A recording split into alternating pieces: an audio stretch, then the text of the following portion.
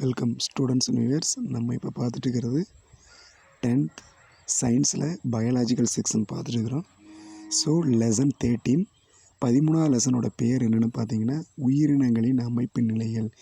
இந்த லெசனில் இன்றைக்கி நம்ம விறுவிறுப்பாக இன்ட்ரெஸ்டிங்காக நீங்கள் எதிர்பார்க்குற தலைப்பு என்னென்னு பார்த்தீங்கன்னா அட்டையின் செரிமான மண்டலம், டைஜஸ்டிவ் சிஸ்டம் ஆஃப் லீச்.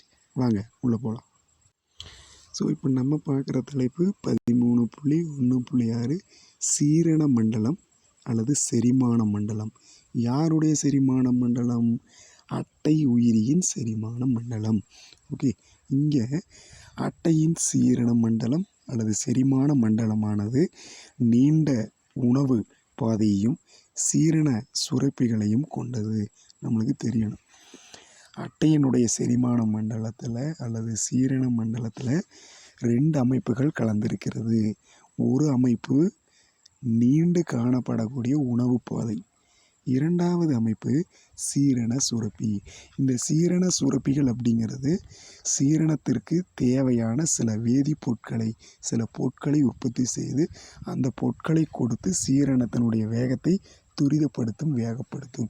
அப்போ செரிமானத்திற்கு தேவையான நொதிகளை சில பொருட்களை தயாரிக்கக்கூடியது, சுரக்கக்கூடியது சீரண சுரப்பி. அப்போது நீண்ட உணவு பாதையும் சீரண சுரப்பியும் கொண்டதே சீரண மண்டலம். சரி, இப்போது இந்த உணவு பாதைன்னு பார்த்தோம் இல்லைங்களா? சரிங்களா, உணவு பாதை. இப்போ அந்த உணவு பாதை அப்படிங்கிறது எங்கே தொடங்குதுன்னா வாயில் தொடங்குது. வாயில் தொடங்கி மலத்துளையில் முடியுது. இப்போ மனிதனில் பார்த்தீங்கன்னா அதே உணவு பாதை, அலிமெண்ட்ரி கனால் இங்கிலீஷில் உணவு பாதைங்கிறது வாயில் தொடங்குது. வாயில் தொடங்கி நம்மளுடைய மலத்துளையில் போய் முடியுது, ஏனஸில் போய் முடியுது. இது ஏன் மலத்துளையில் ஏன் நம்ம உணவு பாதைன்னு சொல்கிறோம்னா, நம்ம சாப்பிட்ற சாப்பாடு இல்லைங்களா, உணவு, அந்த உணவு செரிமானம் அடைந்து அதில் இருக்கக்கூடிய சத்துக்கள் மட்டுமே உறிஞ்சப்படுது. உணவில் இருக்கிற சத்துக்கள் மட்டுமே நமது உடலால் உறிஞ்சப்பட்டு சத்தில்லாத அந்த எதற்கும் பயனற்ற அந்த உணவு தான் நம்மளுக்கு மலமாக வெளியேறுகிறது. அப்போ மலம் என்கிறது உணவின் ஒரு பகுதி தான், உணவு தான். உணவில் இருக்கிற சத்து உறிஞ்சிட்டு சத்தில்லாத அந்த கழிவு தான் மலமாக வெளியே வருது. அப்போது மலம்ங்கிறது உணவு தானே. அப்போ வாயில் தொடங்கி மலத்துளை வரை உணவு சென்று தொடர்ச்சியாக பயணிக்கிறது. ஆக அந்த முழுமையாக பயணிக்கக்கூடிய அந்த முழு பாதையை உணவு பாதைன்னு சொல்கிறோம். இப்போ ஸோ அதில் முதல்ல வருது உணவு குழல். அட்டையின் உணவு பாதையானது வாயில் தொடங்கி மலத்துறை வரை நீண்டுள்ளது. அட்டையின் உணவு பாதையானது வாயில் தொடங்கி மலத்துளை வரை நீண்டு நேரான குழலாக உள்ளது. ஆக அட்டையின் உணவு பாதையானது வாயில் தொடங்கி வாய் முதல் மலத்துளை வரை ஒரு நீண்டுள்ள நேரான குழலாக உள்ளது. ஓகே, நீண்டுள்ள நேரான குழலாக உள்ளது. அதற்கடுத்து 3 ஆர துளையாலான வாய். சரி, அந்த உணவு பாதையில் முதல்ல வரக்கூடியது வாய். வாயை பற்றி பார்க்கலாம். சரிங்களா, வாயானது 3 ஆரத்துளையாக உள்ளது. 3 ஆரத்துளை, ட்ரை ரேடியல் அப்பேர்ச்சர்னு சொல்லுவோம். ட்ரை ரேடியேட் அப்பேர்ச்சர்னு சொல்லுவோம். 3 ஆரத்துளையாக உள்ளது. 3 துளைகள் கொண்ட 3 ஆரத்துளைகளாக உள்ளது. சரிங்களா. ஸோ முன் ஒட்டுறிஞ்சியின் மைய பகுதியில் அமைந்து, அதாவது வாய். அப்போது அட்டையின் வாயானது முன் ஒட்டுறிஞ்சியின் மைய பகுதியில் அமைந்து எங்கே திறக்குதுன்னு பார்த்தீங்கன்னா சிறிய வாய்க்குழியினுள் நீள்கிறது அல்லது திறக்கிறது. வாயானது முன் ஒட்டுறிஞ்சியின் மைய பகுதியில் அமைந்து சிறிய வாய்க்குழியினுள் நீள்கிறது, திறக்கிறது. இப்போ வாய்க்குழியின் சுவரானது, இப்போ வாய் முடிஞ்சது, வாயினுடைய ஒரு தொடர்ச்சியான பகுதியை வாய்க்குழி. இப்போ அந்த வாய்க்குழி பற்றி பார்க்கலாம். வாய்க்குழியோட சிறப்பு பாருங்கள். வாய்க்குழியில் ஒரு வரிசையில் அமைந்த, நிறையா வரிசையில் ஒரே வரிசை, ஒரு வரிசையில் அமைந்த நுண்ணிய பற்கள் காணப்படுகிறது. முக்கியம், நல்லா கவனிங்க. வாய்க்குழியில், அட்டையின் வாய்க்குழியில் ஒரே ஒரு வரிசையில் அமைந்த நுண்ணிய பற்கள் இருக்குது. ஒரு வரிசையில் அமைந்த நுண்ணிய பற்கள் காணப்படுது. அந்த பற்கள் எங்கே இருக்குதுன்னா 3 தாடைகளை சுற்றி இருக்கிறது. சரிங்களா? இங்கே பாருங்க, வாய்க்குழியின் சுவரானது ஒரு வரிசையிலான நுண்ணிய பற்களை கொண்ட 3 தாடைகளை பெற்றுள்ளது.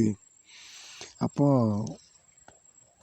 இந்த அட்டைப்பூச்சியில் 3 தாடைகள், நம்மளில் 2 தாடை தான் இருக்குது மனிதர்கள், மேல் தாடை கீழ் தாடை, அப்பர் ஜா லோவர் ஜா. ஆனால் இதில் மட்டும் 3 தாடைகள் இருக்குதாம்மா. 3 தாடைகளும் இருக்குது கூடவே. ஸோ இந்த வாய்க்குழியினுடைய சுவர் பகுதியில் ஒரு வரிசையில் அமைந்த நுண்ணிய சிறிய பற்கள் உள்ளே காணப்படுகிறது. சரிங்களா?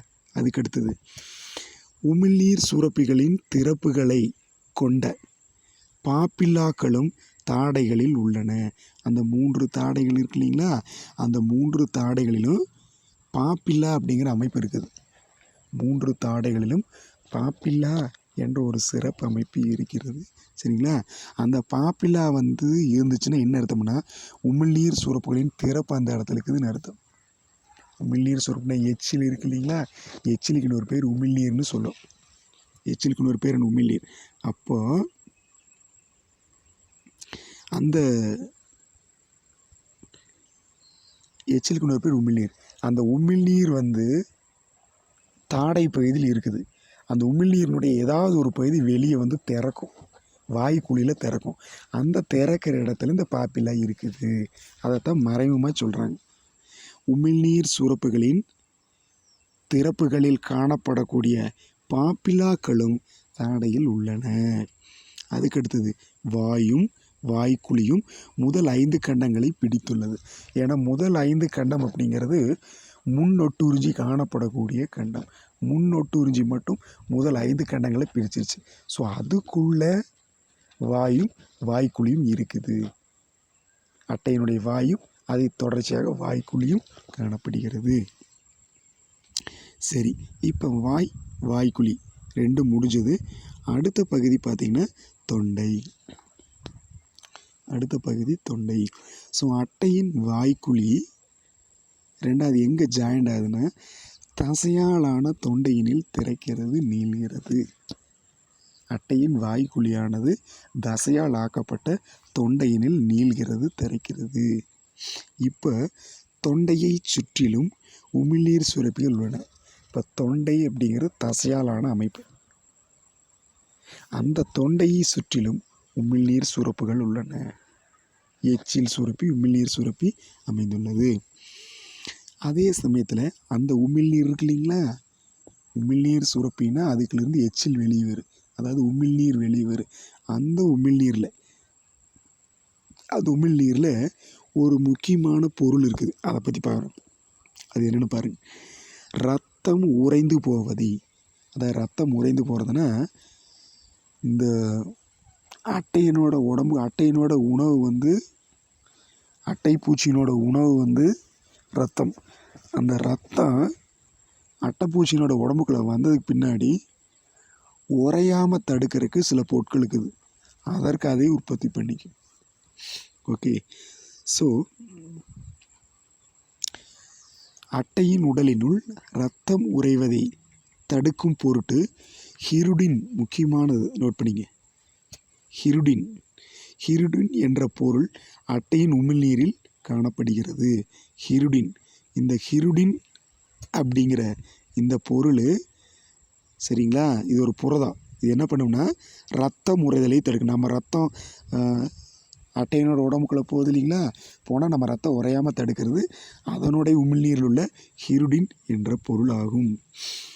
அதற்கடுத்து இப்போது மேலே சொன்ன பார்ட் முடிஞ்சுது. அடுத்து பார்த்திங்கன்னா தொண்டை முடிஞ்சுது. அடுத்து பார்த்திங்கன்னா தீனிப்பை பார்க்கலாம். அடுத்து தீனிப்பை.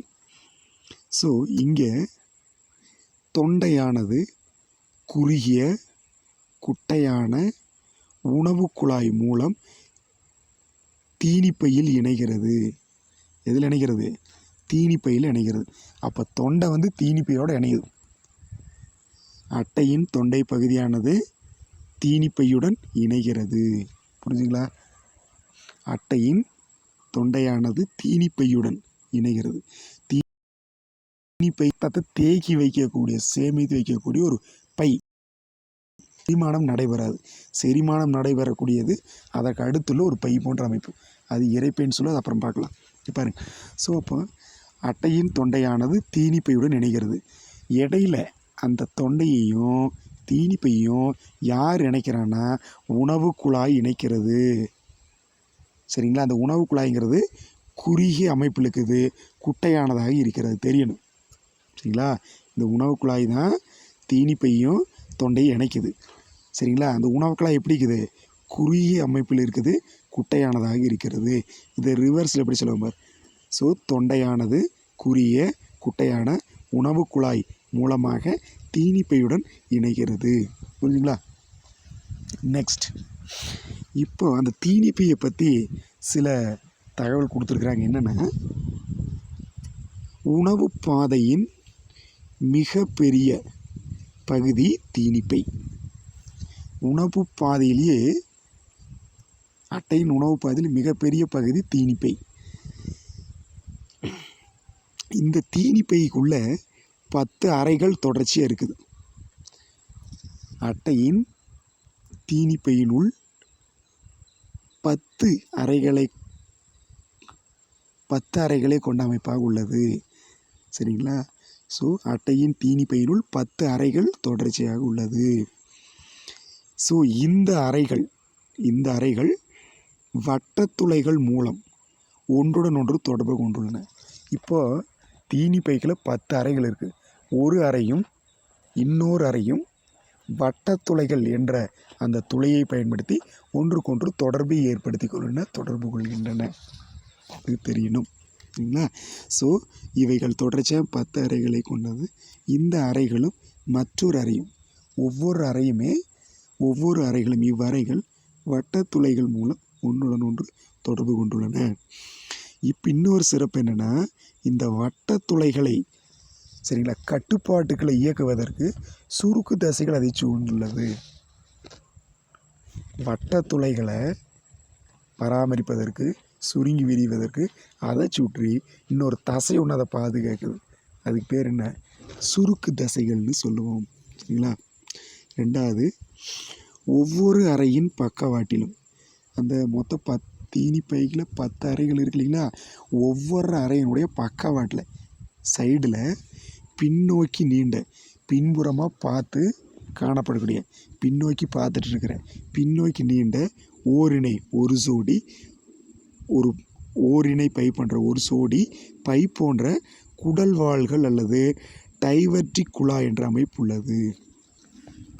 ஒவ்வொரு அறையிலிருந்து வெளிப்புறத்தில் பக்கவாட்டில் சரிங்களா பை போன்ற ஓரிணைனா வலது பக்கம் ஒன்று, இடது பக்கம் ஒன்று, ரெண்டுமே பை போன்று இருக்குது.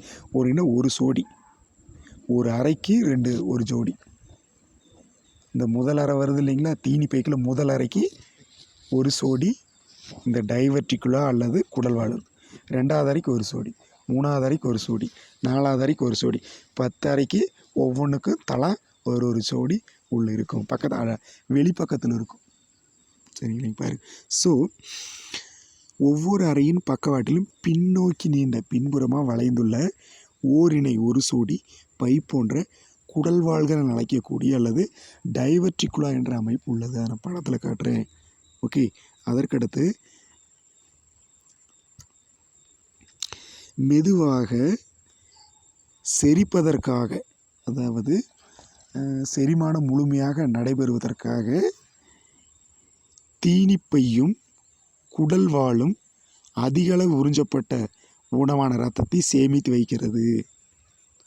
சரிங்களா? இது எவ்வளோ விவரமாக இருக்குன்னு பாரு.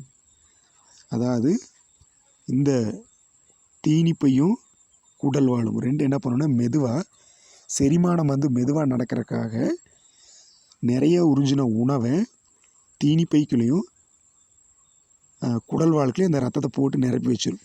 எப்போ தேவையோ அப்போ எடுத்துக்கும். சரிங்களா? ஸோ மெதுவாக செரிப்பதற்காக தீனிப்பையையும் குடல்வாலும் அதிக அளவு உறிஞ்சப்பட்ட உணவான இரத்தத்தை சேமித்து வைத்து கொள்ள உதவுகின்றது. சரிங்களா? அப்போ தீனிப்பைக்குள்ளேயும் ரத்தம் வந்து சேமித்து வைக்கப்படுகிறது. அதனோடு வெளியே உள்ள அந்த குடல்வால் என அழைக்கக்கூடிய டைவர்டிகுலம் பகுதியிலையும் ரத்தம் சேமிக்கப்படுகிறது. கேட்டான். அதற்கடுத்து பார்த்தீங்கன்னா தீனிப்பையின் கடைசி அறையானது வயிற்றினுள் திறக்கிறது. சரிங்களா? வயிறு அப்படின்னா ஸ்டொமக்குன்னு சொல்கிறோம் இல்லைங்களா, இரைப்பை. வயிறுன்னு சொல்ல, இரைப்பைன்னு சொல்ல. அப்போ தீனிப்பை கிராப் இருக்கு இல்லையா, அந்த கிராப் என அழைக்கக்கூடிய தீனிப்பையில் 10 அறைகள் இருந்துச்சு இல்லைங்களா, அதில் கடைசி அறை வந்து 10வது அறை. அந்த 10வது அறை வந்து எங்கே திறக்கிறது? வயிற்று பகுதியில் திறக்கிறது. ஆக வயிறு என்பது சிறிய குடலாக தொடர்கிறது. இப்போ வயிறு முடிஞ்சுது. இப்போ வயிறு அடுத்து என்ன பண்ணுதுன்னா, வயிறானது சிறிய நேரான குடலாக தொடர்கிறது. சரிங்களா? அட்டையின் வயிறானது சிறிய நேரான குடலாக தொடர்ந்து மலக்குடலில் திறக்கிறது. கடைசியில் எங்கே போய் திறக்குது? மலக்குடல். இதுதான் இறுதி குடல். இதில் வந்து செரிமானம் அடைந்த பின் சத்தில்லாத அந்த கழிவுப் பொருட்கள், மலக்கழிவுகள் மலக்குடலில் தங்கும். அதோடைய அடுத்த கட்ட நடவடிக்கைன்னு வெளியேற்றப்படுவது தான் அதோடைய அடுத்த கட்ட வேலை. சரிங்களா? ஸோ இப்போ என்ன நடக்கிறது? ஸோ வயிறு வந்து நேரான வயிறு வந்து ரெண்டாவது குடலோடு இணையுது. வயிறு தான் வந்து குடலாக மாறுது. அது எப்படி சொல்கிறாங்கன்னா, வயிறானது சிறிய நேரான குடலாக மாறுகிறது. பின் குடல் வந்து மலக்குடலாக மாறி திறக்கிறது. ஸோ மலக்குடல் துளை வழியே உடலின் வெளிப்புறத்தில் திறக்கிறது. சரிங்களா? மலக்குடல் என்ன பண்ணுதுன்னா, கடைசியில் மலக்குடலானது மலத்துளை வழியே உடலின் வெளிப்புறத்தில் திறக்கிறது. மலத்துளைங்கிறது துளை. அந்த துளையை பயன்படுத்தி மலக்குடல் அட்டையின் வெளிப்புறத்தில் திறக்கிறது. அப்போ திறக்கும்போது உள்ளுக்கிற மலக்கழிவுகள், அஸ்தக்கழிவுகள் வெளியேற்றப்படுகிறது. ஸோ அதுக்கு முன்னாடி இந்த படத்தை ஒரு டைம் பார்த்துலாம் வாங்க. ஸோ நம்ம பார்க்குற இந்த படம் வந்து அட்டை உயிரியின் சீரண மண்டலம், அதாவது செரிமான மண்டலம். சரிங்களா? ஸோ இது வந்து கீழ்ப்பகுதி, இந்த மேலே இருக்கிறது மேல் பகுதி. சரிங்களா? இப்போ மேல் பகுதி பற்றி பார்க்கலாம். பாருங்கள், ஜூம் பண்ணிக்கிறேன். ஸோ இது வந்து மேல் பகுதி அப்படியே கீழே வரைக்கும் வருது. இப்போ இந்த மேல் பகுதியில் வந்து சரிங்களா 3 தாடைகள் கொண்ட அமைப்பு இருக்குதுன்னு பார்த்தோம்னா, 3 அறை துளை இருக்குதுன்னு பார்த்தோம் இல்லைங்களா, அதெல்லாம் இருக்குது. அதில் முதல் தொடக்க பகுதி எனது தாடை இருக்குது பாருங்க. முதல் பகுதி தாடை. சரிங்களா? ஜா. அதற்கடுத்து இந்த இடம் வந்து தொண்டை. அதற்கடுத்து உணவு குழாய். இந்த கடைசி அமைப்பு வந்து உணவு குழாய். இந்த கடைசி அமைப்பு உணவு குழாய். அதுக்கு மேலே தொண்டை, அப்புறம் மேலே தாடை. அந்த தாடைங்கிற அமைப்புக்குள்ளே என்ன சிறப்புனா, அதுக்குள்ளே தான் வாய்க்குழி 2 இருக்கும். வாய்க்குழி. ஸோ அது எல்லாமே அதுக்குள்ளே தான் கவர் ஆகுது. ஸோ அந்த வாய்க்குழி தான் தொண்டையாக மாறுது. தொண்டை வந்து கடைசியில் நம்மளுக்கு என்னவா மாறிடுது? உணவு குழாயாக மாறிடுச்சு. சரிங்களா? ஸோ அதற்கடுத்து பார்த்திங்கன்னா, அந்த உணவு குழாயானது ரெண்டாவது என்ன ஆச்சுன்னு சொல்லி பார்த்திங்கன்னா, உணவு குழாய் வந்து ஸோ இந்த மாதிரி இது எல்லாமே தீனி அறைகள். இது ஒரு அறை, இது 2வது அறை, 3வது அறை, 4வது அறை, 5வது அறை, 6வது அறை, 7, 8, 9, கீழே இன்னொன்று 10. அதாவது அடுத்து வந்து தீனிப்பை. உணவுக்குழல் வந்து அடுத்து என்னவா மாறுது? உணவுக்குழல் அடுத்து தீனிப்பையாக மாறுது. தீனிப்பையுக்குள்ளே 10 அறைகள் இருக்குது. அந்த 10 அறைகள் தான் நான் கோடு போட்டிருக்கணும். இப்போ ஒவ்வொன்றும் அறை. இது ஃபுல்லாகவே என்னது? தீனிப்பை அப்படின்னு சொல்லுவோம். தீனிப்பைன்னு சொல்லுவோம் ஒரு அறைக்குள்ள. இப்போ இன்னொரு சிறப்பு என்னென்னா, இந்த தீனிப்பையிலேருந்து வெளியே நீட்டப்படுது இல்லையா, இந்த மாதிரி இப்படி வெளியே வருது இல்லைங்களா,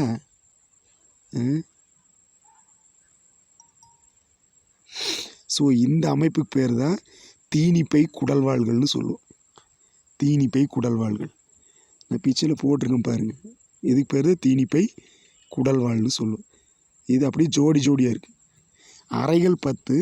ஆனால் அந்த அறைகள் இருக்கக்கூடிய ஒவ்வொரு அறைகளினுடைய 2 பக்கமே ஒரு சோடி இருக்குது. இது ஒரு சோடி, இது ஒரு சோடி, இது ஒரு சோடி, இது ஒரு சோடி, இது ஒரு ஜோடி, இது ஒரு ஜோடி. இப்படியே 10 அறைகளுக்கு 20 காணப்படும். தலா ஒரு ஜோடி. ஒரு அறைக்கு தலா ஒரு ஜோடி. இப்போ 10 அறைகளுக்கு 10 ஜோடி இருக்கும். 10 ஜோடி தீனி குடல்கள்னு சொல்லுவோம். தீனிப்பை குடல்கள் அப்படின்னு சொல்லுவோம். வெர்டிகுலான்னு சொன்னோம் இல்லைங்களா, குடல்வால் அல்லது வெர்டிகுலே என்ற அமைப்பு காணப்படுகிறது. சரி, இதற்கு அடுத்து இப்போ தீனிப்பை முடிஞ்சுது. எதில் இருந்து இது கீழே வரைக்குமே இது வரைக்குமே தீனிப்பை தான். தீனிப்பை அடுத்து இரைப்பையாக மாறிக்குது. வயிறு அல்லது இரைப்பைன்னு சொல்லணும். இரைப்பைன்னு சொல்லுவோம். வயிறு அல்லது இரைப்பை. இது வந்து கிட்டத்தட்ட 19வது செக்மெண்ட்டில் வருது பாரு.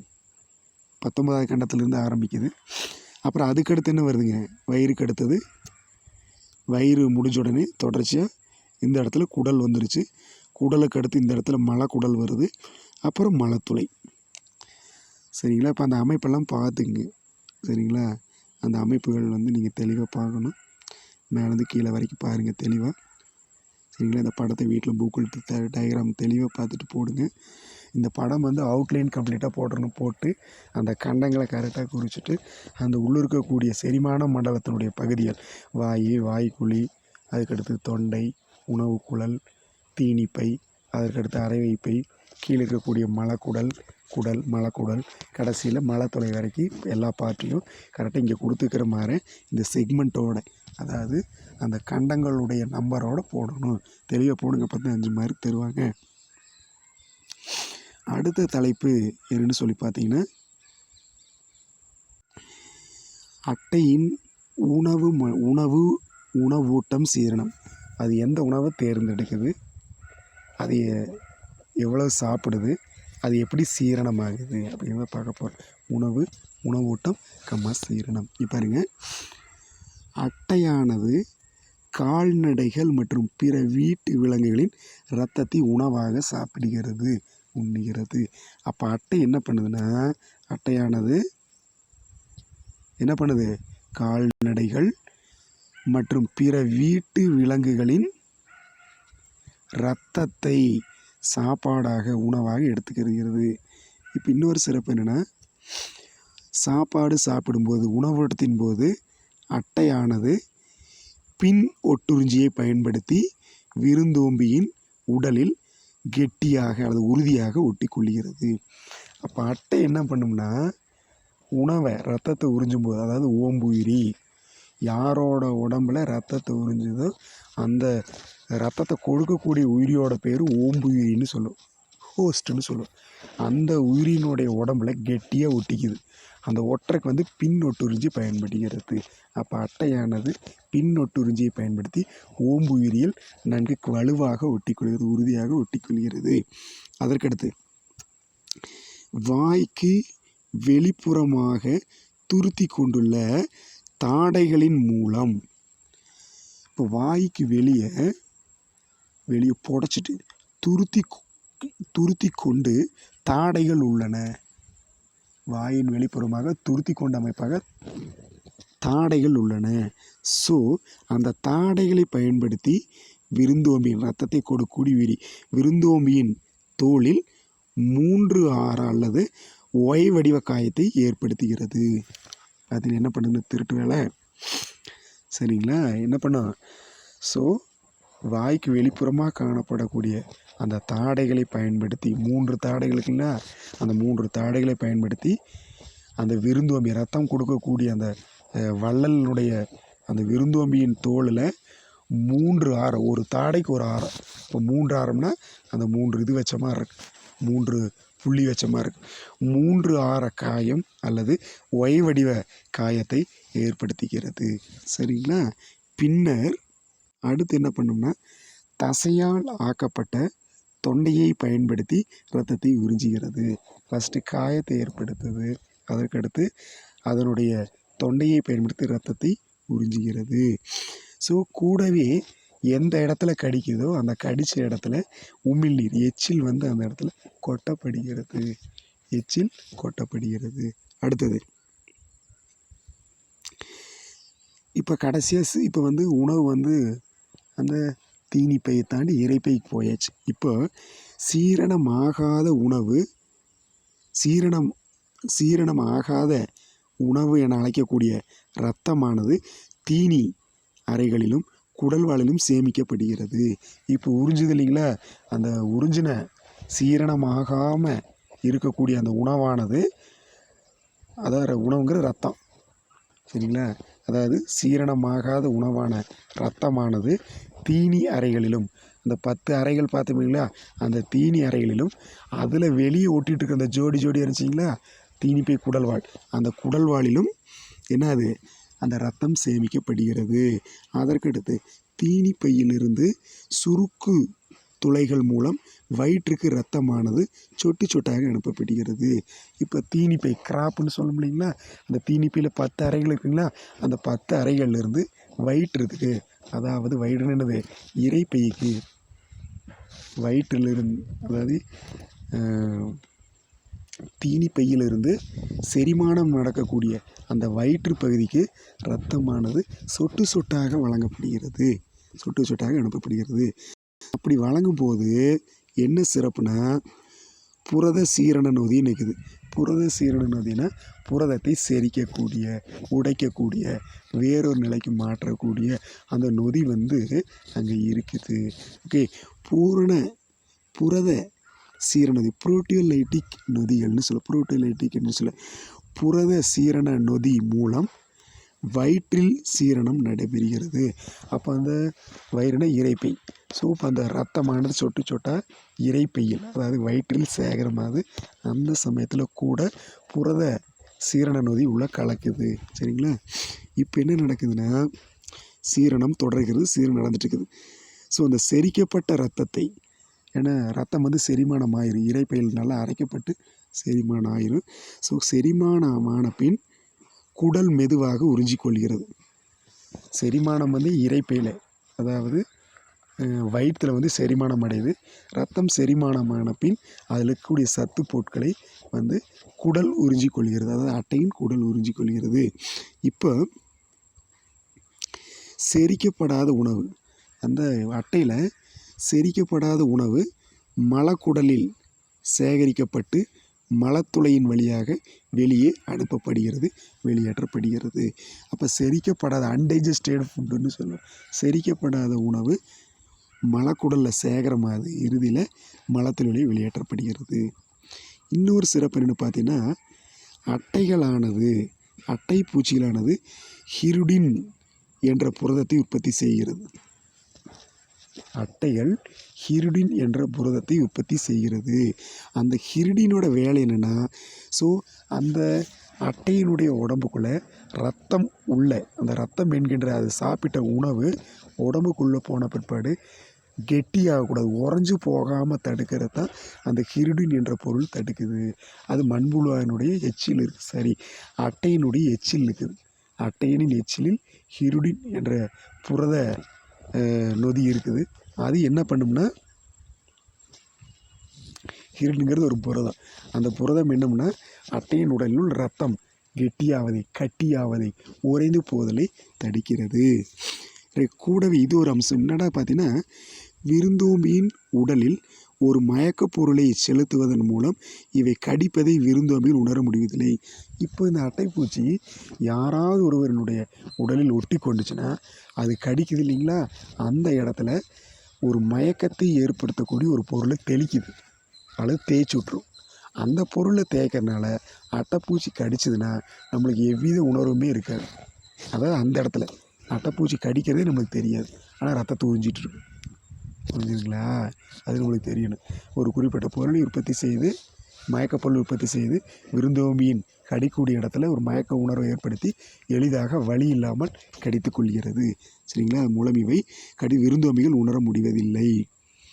புரிஞ்சுங்களா. இப்போ கடைசி வரைக்கும் இந்த படம் கட்டாயம் போட்டு அந்த கொஷின் கேட்டேன். சரிங்களா, போட்டுருங்க கட்டாயமாக. அடுத்து ஒரு முக்கியமான நியூஸ் இருக்குதுங்க. அட்டைகளுக்கு காது இல்லை. அட்டை பூச்சிகளுக்கு என்ன இல்லை? காது இல்லை. அவை அதிர்வுகளை தோல் மூலம் உணர்கிறது. அட்டைப்பூச்சிக்கு காது இல்லை, அப்புறம் எப்படி சுற்றுச்சூழலில் ஏற்படக்கூடிய அதிர்வுகளை கண்டுபிடிக்குது? அவைகளின் தோலை பயன்படுத்தி அதிர்வுகளை காண்கிறது.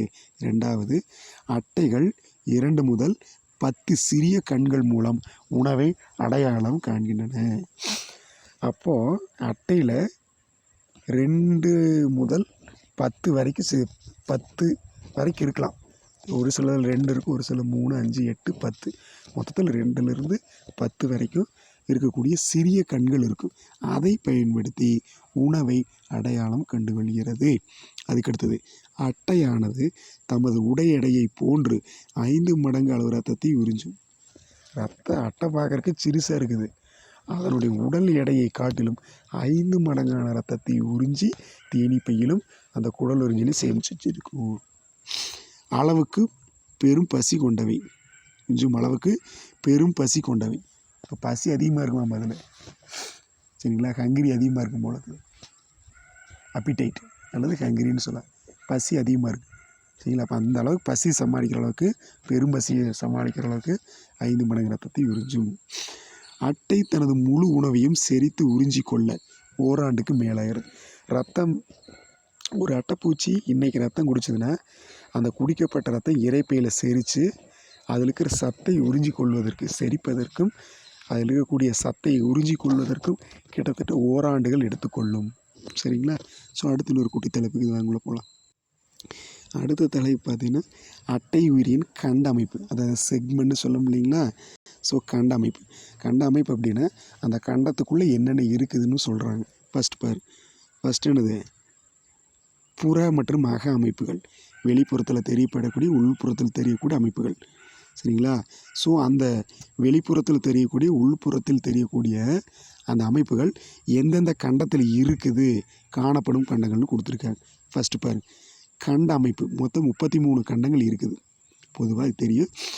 அதுக்கு அடுத்த உறுப்பு பார்த்திங்கன்னா முன் ஒட்டுறிஞ்சி வாய் கண்கள். முன்னொட்டுறிஞ்சி, வாய், கண்கள். இந்த மூன்றும் எந்த கண்டத்தில் இருக்குதுன்னா 1 முதல் 5 வரையிலான கண்டங்கள். ஏன்னா இந்த 1லேருந்து 5 வரையிலான கண்டங்களை ஒட்டுறிஞ்சி பிடிச்சிருக்குது. அந்த ஒட்டுறிஞ்சியினுடைய மையத்தில் தான் வாய் இருக்குது. ஸோ அருகருகே கண்கள் இருக்குது. ஸோ இதெல்லாம் இருக்குன்னு பார்த்தேன். அப்போ முன் ஒட்டுறிஞ்சி, வாய், கண்கள் இதெல்லாம் 1லேருந்து 5 வரையான கண்டங்களில் காணப்படுகிறது. 1-5 வரையான கண்டங்களில் உள்ளது. அதுக்கடுத்து பின் ஒட்டுறிஞ்சி, அதுலேயும் ஆன்சர் இருக்குது. இது அட்டையினுடைய பின்பகுதியில் இருக்குது. பின் ஒட்டுறிஞ்சியானது 27வது கண்டம் முதல் 33 வரையிலான கண்டங்கள் வரை உள்ளது, சரிங்களா? பின் ஒட்டுறிஞ்சி 27வது கண்டத்தில் தொடங்கி 27, 28, 29, 30, 31, 32 இந்த வகையிலான கண்டங்கள் வரை நீண்டுள்ளது. அதற்கடுத்து தொண்டை. இந்த தொண்டை எங்கே இருக்குன்னா 5வது கண்டத்தில் தொடங்கி 8 வரையிலான கண்டங்கள் உள்ளது. 5, 6, 7, 8 இந்த 4 கண்டத்தில் மட்டும் தொண்டை உள்ளது. 5, 6, 7, 8 ஸோ 5லேருந்து 8 வரையான கண்டங்களில் தொண்டை உள்ளது. அதற்கடுத்து தீனிப்பை. தீனிப்பை 9வது கண்டத்தில் தொடங்குது. தீனிப்பை எதில் தொடங்குது? 9வது கண்டத்தில் தொடங்கி 18 வரையிலான கண்டம். அப்போ 9லேருந்து 9 போட்டோன்னா 10 கண்டங்கள் வரும். 9, அதாவது 10 அறைகள் இருந்துச்சு இல்லையா? ஒரு அறைக்கு, ஒரு கண்டத்துக்கு ஒரு அறை, அப்படி பார்த்தீங்கன்னா 10 கண்டங்கள் வரும். 9லேருந்து எண்ணிங்கன்னா 18 வரைக்கும் கிட்டத்தட்ட 10 கண்டங்கள் வரும்.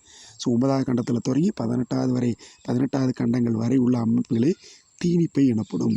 அதுக்கடுத்து வயிறு, அதாவது இரைப்பை. இரைப்பை 19வது கண்டத்தில் மட்டும் இருக்குது. அதுக்கடுத்தது குடல். குடல் பார்த்திங்கன்னா 10வது கண்டத்தில் தொடங்கி 22வது கண்டங்கள் வரை இருக்குது. அட்டையின் குடலானது 10வது கண்டத்தில் தொடங்கி 22வது கண்டம் வரை நீண்டுள்ளது. அதுக்கடுத்து மலக்குடல். ஏன்னா குடலுக்கு அடுத்து மலக்குடல்.